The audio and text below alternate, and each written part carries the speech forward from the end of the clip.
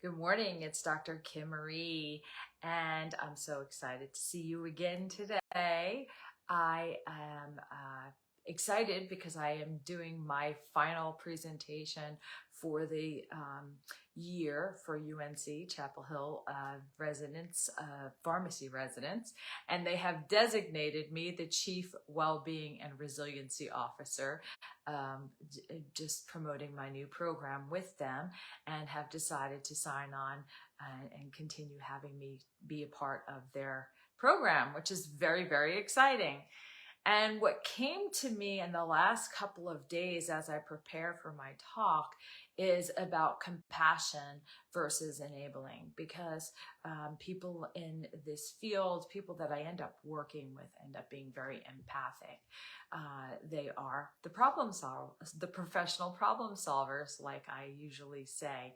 And it's important to be able to navigate and manage, because we want to help people, we want to empower others, we want to make a difference in the world, but not at our own detriment, because it doesn't help anybody to do that. So what's the difference between compassion and empathy versus enabling?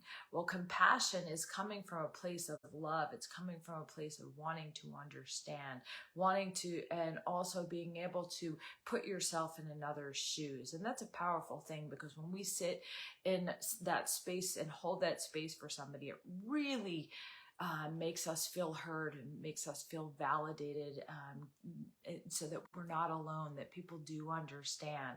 There's so much value in that. And we can give too much. We can go too far, to the point of enabling.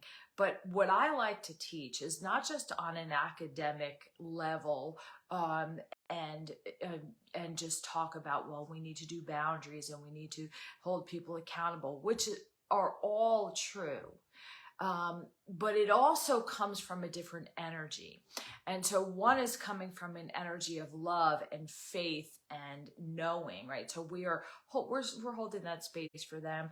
We're sitting in it with them. We're not fearing that we're going to get it, we're going to catch it, or we're going to be pulled down, because we're holding them in their highest esteem. We're holding space for them. We're seeing them in the best version of themselves, even when they're unable to see it for themselves right now. And enabling is when we don't see that for them, when we start to fear for them, and we make ourselves responsible for the lack, for the pieces that are the discrepancies, right?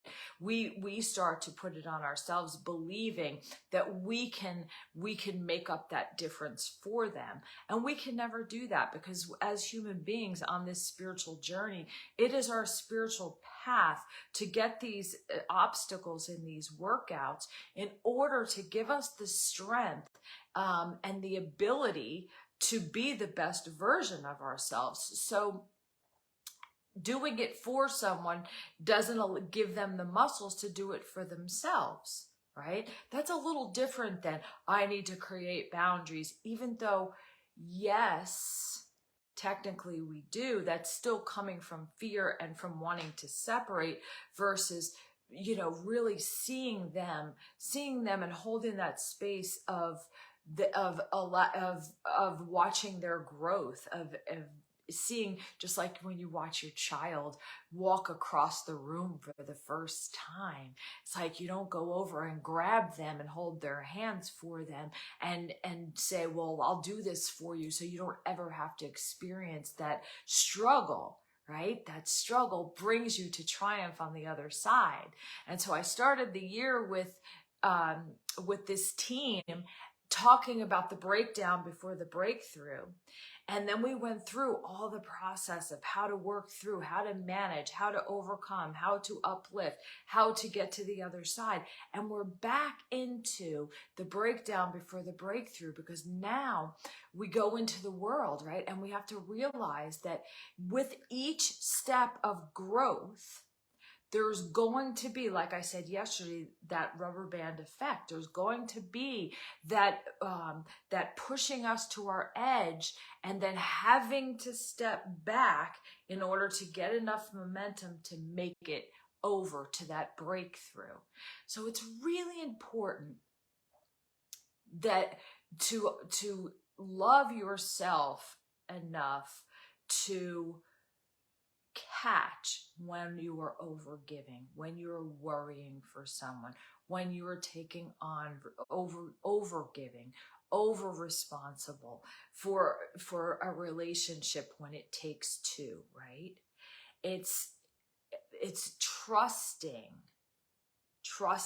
and then being the advocate for that child inside like you would for your own child. We don't do it for ourselves as well as we do it for others. And that's why I really talk a lot about that, because when it comes through us and we give it to the child inside, what we're doing is getting back into that space of love vibration, that space of wholeness. And when we're in wholeness, we don't come from a place of lack, worry, there's not enough, right? We don't come from that energy. So it's pulling it back to the present. I hope that was helpful. I am off to Chapel Hill, and I hope you all have an amazing day. I love you. Bye-bye.